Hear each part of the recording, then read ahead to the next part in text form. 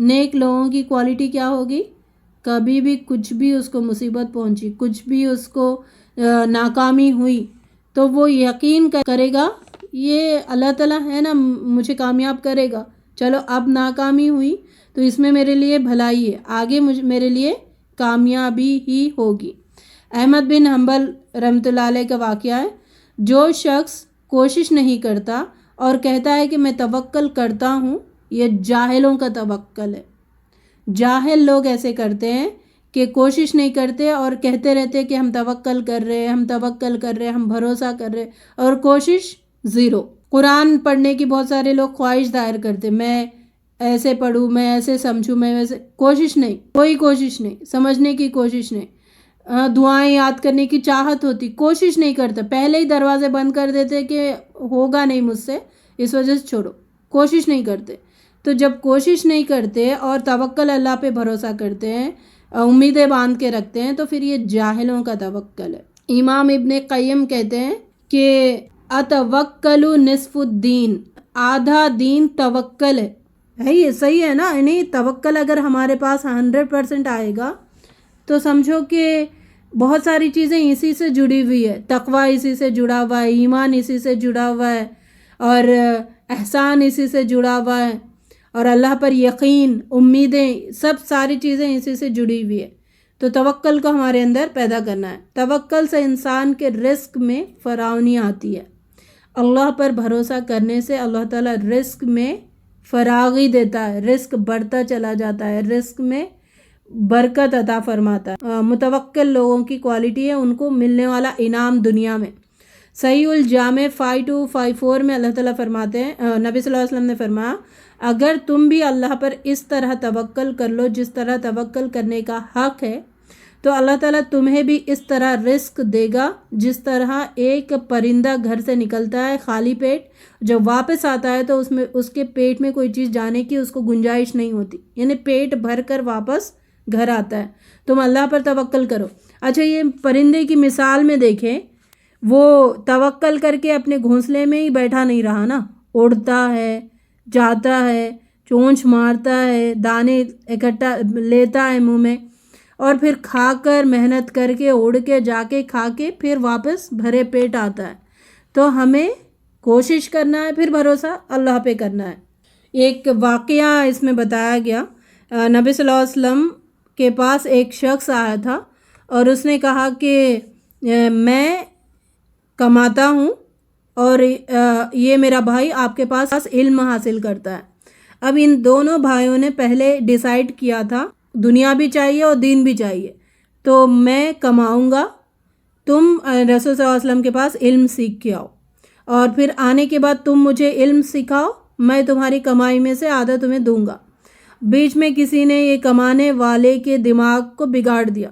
اب یہ نبی صلی اللہ علیہ وسلم کے پاس شکایت لے کے گئے کہ یہ صرف بیٹھ کے علم حاصل کرتا ہے، میں محنت کرتا ہوں تو میں روزی کماتا ہوں۔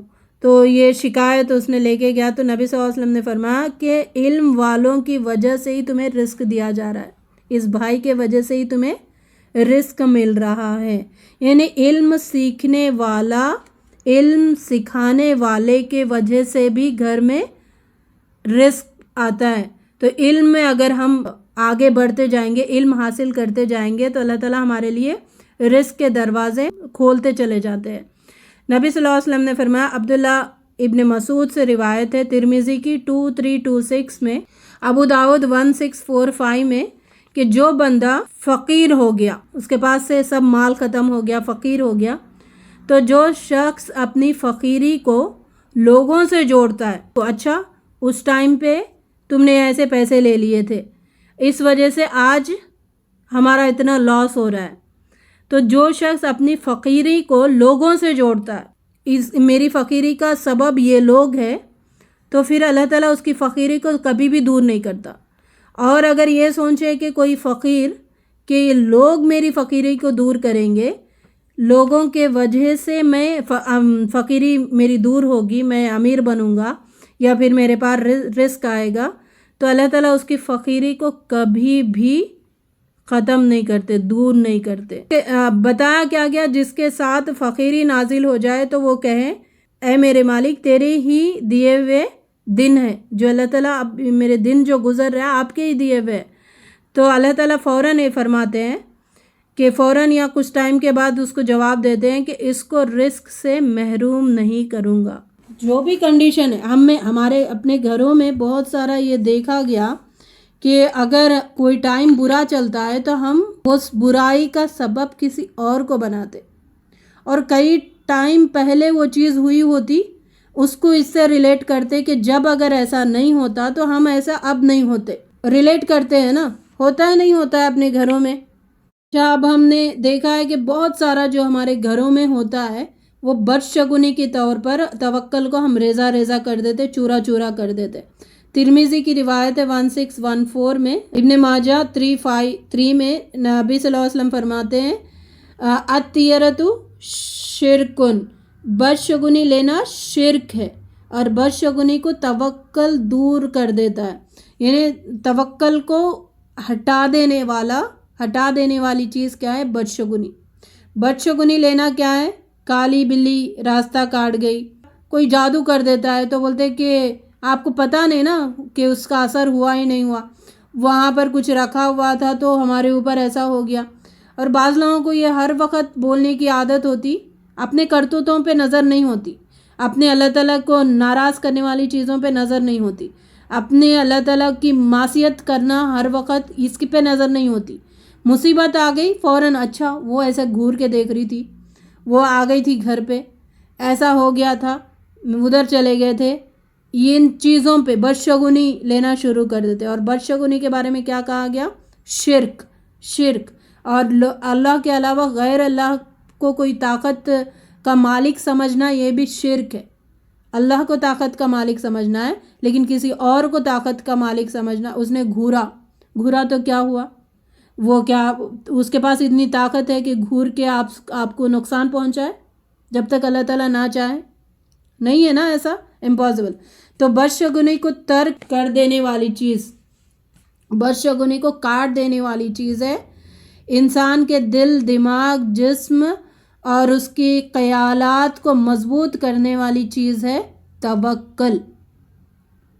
بدشگونی کو کاٹ دینے والی چیز، بدشگونی کو ختم کر دینے والی چیز، اور انسان کے دل، دماغ، جسم، خیالات، تصورات، ہر چیز پر غالب آنے والی، ہر چیز کو مضبوط کرنے والی چیز ہے توکل، اللہ پر بھروسہ۔ عائشہ رضی اللہ تعالیٰ سے روایت ہے صحیح الجامع 4452 میں، بدشگونی اگر ہوتی، بدشگونی دنیا میں نہیں ہے لیکن اگر ہوتی تو عورت میں، گھر میں اور جانور میں ہوتی، لیکن اللہ تعالیٰ نے رکھی نہیں، وہ اللہ تعالیٰ چاہیں گے تو ہوگی۔ اب اس چیز کو لے کر اس کے قدم مبارک، اس کے قدم خراب، وہ چیز ایسا ہو گیا، یہ کرنے سے ایسا ہو گیا، تو یہ چیزیں ہم کہنے لگتے، اور جب یہ جملے ہم کہتے ہیں تو کتنا ہم ایمان سے خالی ہو جاتے، کتنا ہم اللہ تعالیٰ کی رضا سے خالی ہو جاتے۔ اللہ تعالیٰ سوچے نا ذرا کتنا ناراض ہوتے آپ کے وہ جملوں سے، ہمارے یہ جملوں سے جو ہم ادا کرتے رہتے بغیر سوچے سمجھے، جملہ ادا کر رہے وہاں پہ رب ناراض بیٹھا، اچھا ٹھیک ہے آؤ بتاؤں گا میں، ناراض تو ہو رہے نا، تو جملے بہت سوچ سمجھ کے نکالنا ہے کہ ہم کیا نکال رہے۔ عدی بن حاتم کی روایت ہے صحیح الجامع 2666 اور سلسلۃ الصحیحہ میں 1286 میں، بندے کے لیے برکت بھی اس کے منہ میں ہے اور اس کی شامت اور نحوست بھی اس کے منہ میں ہے، سمجھے؟ جیسے منہ سے بول دیے، اچھا اس نے نظر دے دی، اس نے گھورا تو وہ ہو گئی، بس اس کے گھورنے سے نہیں ہوئی، آپ کے بولنے سے ہوئی، ہمارے بولنے سے ہوئی، ٹھیک ہے؟ اور ہم نے سمجھا کہ اس میں خیر ہے، یہ نقصان ہو رہا ہے تو ہم بول رہے کہ خیر ہے، باذن اللہ، اللہ تعالیٰ کی مرضی ہے، تو اس میں اللہ تعالیٰ برکت دے دے گا۔ تو ہم جیسا بولیں گے وہ ویسی وہ چیز ایفیکٹ ہوگی۔ تو نحوست کس میں ہے؟ بندے کی منہ میں، جو بولے گا وہ اس کے ساتھ ویسے ہی ہوگا۔ تو اگر ہمیں کیسے جملے ادا کرنا ہے، اللہ تعالیٰ خیر کرے گا، ایسے جملے ادا کرنا ہے۔ اور بہت سارے گھروں میں یہ بھی ہوتے، وہ آئی تھی نحوست ڈال کے گئی، وہ چیز ہوئی تو نحوست، گاڑی آ گئی تو نحوست آ گئی، وہ ڈریس ہم نے پہنا تھا تو ایسا ہو گیا، وہ کلر کی وجہ سے یہ چیز ایسی ہو گئی. نحوست والی باتیں ہیں. اور نحوست والی باتیں یہ صحیح ہے کیونکہ نبی صلی اللہ علیہ وسلم نے فرمایا کہ زبان میں تمہاری نحوست ہے, تم جیسا بولتے ہو ویسا وہ ہوتا ہے. پھر حدیث قدسی میں اللہ تعالیٰ فرما رہے میں میرے بندے کے گمان کے ساتھ ہوں, اور جیسا گمان کرتا ہے میں اس کے ساتھ ویسے ہی بدلہ کرتا ہوں. تو اچھا گمان کریں, خیر و برکت کی باتیں کریں. ہر وقت گھر میں خیر و برکت کی ہی باتیں ہونی چاہیے, نحوستی والے باتیں نہیں ہونا چاہیے ورنہ وہ لاگو ہو جاتی ہے. ابو ہریرہ کی روایت ہے صحیح الجامع 712 میں, جب کسی کی زبان سے یہ الفاظ سن لو وہ تو برباد ہو کر رہے گا, تو اللہ تعالیٰ جس کے لیے آپ کہہ رہے کہ وہ برباد ہو کر رہے گا اس کو آباد کرے گا اور کہنے والے کو برباد کرے گا. یعنی لوگ کسی کو آر سمجھتے ہیں. آر سمجھنا مینس کیا ہے؟ اچھا یہ تم ایسے ہو, تم وہ ہو, تم نے تو وہ کام کیا تھا اس وقت. آر سمجھنا, کسی کو نیچا سمجھنا. تو اللہ تعالیٰ کہنے والے کو نیچا کر دیتا ہے, جو آر ہے اس کو یہ کہہ رہا ہے تو اس کو بیٹر بنا دیتا ہے, اس کو ہدایت دے دیتا ہے, اس کے لیے بھلائی کے راستے کھول دیتا ہے. عائشہ رضی اللہ تعالیٰ عنہ کی روایت ہے, کہتے ہیں امام علی جو کسی کو آر دلاتا ہے اس کو اس وقت تک موت نہیں آتی. بہت کان کھول کے سنے یہ حدیث. جو کسی کو آر دلاتا ہے اس کو اس وقت تک موت نہیں آتی جب تک اللہ اسے وہ کروا نہیں لیتا. لوگوں کو آر نہ دلاؤ, نصیحت کرو. امام مالک کہتے ہیں میں کسی بدکار عورت کو بھی بدکار نہیں کہتا کہ تو بدکار ہے, اس کو بھی آر نہیں دلاتا کہ تو بدکار ہے, تو خراب ہے, کیونکہ وہ سزا کے طور پر میرے اوپر نہ آ جائے, میں بدکار نہ بن جاؤں. یعنی کسی کو آر مت دلاؤ, نصیحت کرو, اس کو سمجھاؤ. لیکن ہمارے گھروں میں یہ دیکھا گیا ہم کیا کرتے ہیں, اس کو نصیحت کرنا تو دور کی بات ہے, اس تک پہنچتے نہیں, لیکن بیٹھ کے محفلوں میں اس کے بارے میں برائی کرتے. یہ تو غیبت ہو گئی, چغلی ہو گئی, اس کے بارے میں پتہ نہیں. اب وہ چیزیں وہ اس کو تو اللہ تعالیٰ ہدایت دے دیتے, وہ توبہ کر لیتا, اس کو ہدایت, اس کو پھر اس کا ذریعہ بنا دیتے. کتنی بڑی چیز ہے نا. لکھا گیا کہ گناہوں پہ پردہ پوشی کریں, کسی کا گناہ دیکھ لیں تو اس کو لوگوں میں مت پھیلائیں بلکہ اس کی پردہ پوشی کریں, اس کو چھپائیں. ہاں چھپائیں. لکھ لیں کہ اللہ تعالیٰ پاک ہے, اللہ تعالیٰ پاکیزہ ہے, اور ہمیں بھی پاکیزہ زندگی گزارنے کا حکم دیتا ہے. حرام ناپاک یہ چیزوں سے دور, مطلب ہماری زبان پاک ہونا, ہماری آنکھیں پاک ہونا, ہمارا دل پاک ہونا, ہر چیز صاف ستھرا. جیسے انسان بچہ پیدا ہوتا ہے فطرت سلیمہ ہوتا ہے, اس کا دل پلین آئینے کی طرح ہوتا ہے. جب دنیا سے جائے نا انسان تبھی بھی اس کا دل پاک صاف ہو. ایک صحابی کو نبی صلی اللہ علیہ وسلم نے جنت کی بشارت کیوں دی؟ وہ ہر دن رات میں سوتے ہوئے دل میں جو میل کچیل ہے نا اس کو اریز کر دے کے صاف دھو کے سوتے تھے. تو نبی صلی اللہ علیہ وسلم نے ان کے لیے جنت کی بشارت دی تھی. ہاں تو لوگوں کے بارے میں بالکل بھی کوئی بھی برائی کا چیز کہنے سے ہمیں رک جانا ہے, الا یہ کہ جب تک آپ کو نصیحت کرنے کی جستجو نہ ہو, آپ اس کے اندر سے گناہ کو ہٹانے کا فکر ہونا. اس کے وجہ سے آپ کچھ پلان کر رہے تو الگ بات.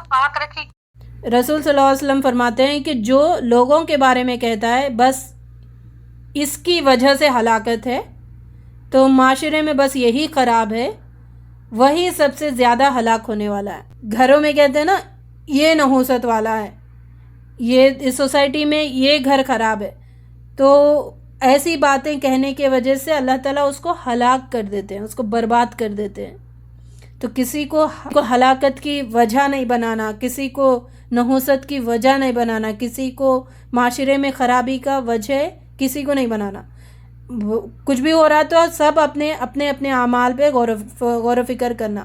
ابو دردہ روایت کرتے ہیں 5226 میں, پوری زندگی بلندی حاصل نہیں کر سکتا وہ, اور نہ قیامت کے درجے لے سکتا ہے وہ شخص جو کاہن ہے, جادوگری کرنے والا, جو تیر لگاتا ہے, فال نکالنا کہتے ہیں, جو فال نکالتا ہے, فال نکلواتا ہے, جو جادو کرتا ہے یا جو جادو کرواتا ہے, جو کاہن کے پاس جا کر ٹریٹمنٹ کرواتا ہے, شرک کیا ٹریٹمنٹ, تو ایسے لوگوں کی نہ پوری زندگی وہ کامیاب ہوں گے، نہ قیامت میں ان کے درجے بلند ہوں گے۔ کتنی بڑی لعنت ہے نا ایسے لوگوں کی۔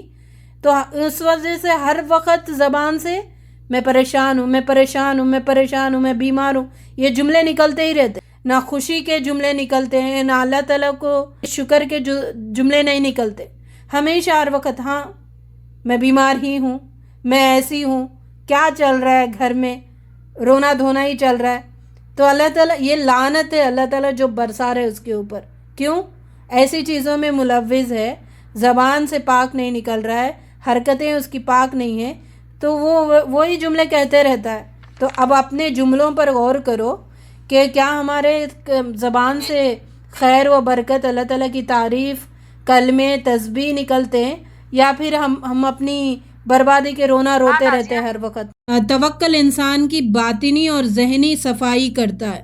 باطنی جو اندرونی جو بھی غلطیاں ہیں، جو بھی خراب چیزیں ہیں اس کی، اور ذہن میں جو بھی خراب چیزیں ہیں اس کی صفائی کرتا ہے توکل، اللہ پر بھروسہ۔ انس بن مالک روایت کرتے ہیں، ترمذی میں ہے 2517 میں، انہوں نے پوچھا میں اونٹنی کو چھوڑ کر اللہ پر بھروسہ کروں یا پھر باندھ کر اللہ پر بھروسہ کروں؟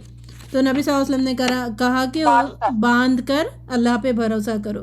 اور نبی صلی اللہ علیہ وسلم کے بارے میں آتا ہے، انس بن مالک کی روایت ہے، بخاری مسلم میں ہے، نبی صلی اللہ علیہ وسلم ہمارے لیے اسوہ حسنہ ہے نا، رول ماڈل ہے۔ آپ کا کیسا حسنہ تھا، کیسا رول ماڈل تھے آپ، اتنے آپ توکل والے تھے اور اتنا اللہ پر بھروسہ کرنے والے تھے۔ کہا جاتا ہے کہ سب سے خوبصورت اللہ کے رسول ہے، سب سے بہادر اللہ کے رسول ہے۔ جب وہ خندق کا موقع تھا اور کوئی بڑا ایک دھماکہ ہو گیا تھا، کسی رات سب سوئے ہوئے تھے، سب جا رہے تھے صحابہ کرام، اس سے پہلے ہی نبی صلی اللہ علیہ وسلم واپس اس کا جائزہ لے کے واپس آ رہے تھے اکیلے، ٹھیک ہے۔ یعنی توکل کیا ہے؟ ڈر سے انسان کو پاک کر دیتا ہے۔ باطنی چیزوں میں یہی ہوتے ہیں نا، ڈر، خوف، غم، تکلیف، یہ ساری چیزوں کا صفایا کرتا ہے۔ ورنہ لوگوں کو دیکھا گیا ہر وقت، اب تو پتہ نہیں، یہ جو کرونا چل رہا ہے، کرونا کو لوگوں نے اللہ بنا دیا، نعوذ باللہ۔ ایسا ڈر رہے اس سے، ایسا ڈر رہے کہ اللہ تعالیٰ سے تو رائے کے برابر بھی اتنا نہیں ڈر، پتہ نہیں ان کی زندگیاں کبھی ختم ہوں گی نہیں، ایسا گھروں میں جھانپ میں بیٹھے ہوئے۔ ایسا آپ کرو، سبب اختیار کرو، لیکن ایسا اس کے لیے بیہیو کرنا کہ ہم اگر باہر نکلیں گے تو موت آ جائے گی، گھر میں رہیں گے تو سیف رہیں گے، نہیں ہوتا نا ایسا۔ آپ کام بھی کرنا ہے، آپ نکلنا بھی، آپ سیفٹی پریکاشنز بھی لینا ہے، لیتے ہوئے اللہ پہ بھروسہ کرنا ہے، توکل کرنا ہے۔ نبی صلی اللہ علیہ وسلم نے فرمایا، جو شخص غیب کی خبریں دیں، کوئی اس کے پاس جاتا ہے اور وہ غیب کی خبریں پوچھتا ہے تو 40 راتوں تک اس کی عبادت قبول نہیں ہوتی، ڈیلیٹ کر دیتے۔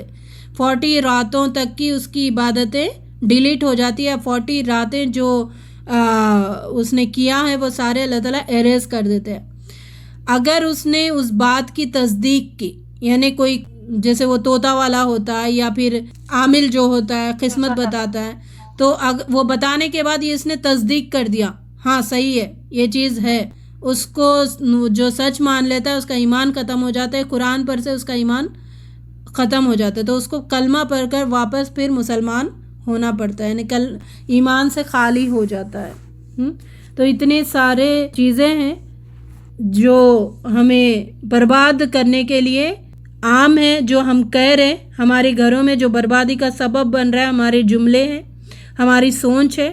اللہ رب العزت ہماری باطنی اور ظاہری ہر برائی کو دور کر دے اور ہمیں توکل والے بنائے، اللہ پر بھروسہ کرنے والے بنائے اور اللہ پر توکل کرنے والے بنائے، پورے کے پورے اللہ پر بھروسہ ہر چیز میں۔ زندگی کے نقصان بھی ہو رہا ہے تو راضی بر رضا، فائدہ بھی ہو رہا ہے تو اللہ تعالیٰ کی طرف منسوب کرنا، تو یہ توکل جنت میں لے جانے کا ذریعہ ہے۔ ایمان کے بعد یہ کوالٹی ہمیں اپنے اندر ڈیولپ کرنا بہت ضروری ہے۔ اللہ تعالیٰ سے دعا ہے جو بھی ہم نے سنا سمجھا اس پر عمل کرنے والا بنائے، اس کے مطابق زندگی گزارنے والا بنائے۔ وآخر الدعوانا ان الحمد للہ رب العالمین وما توفیق الا باللہ۔ سبحانک اللہم وبحمدک، نشہد ان لا الہ الا انت، نستغفرک ونتوب الیک۔ السلام علیکم ورحمۃ اللہ وبرکاتہ۔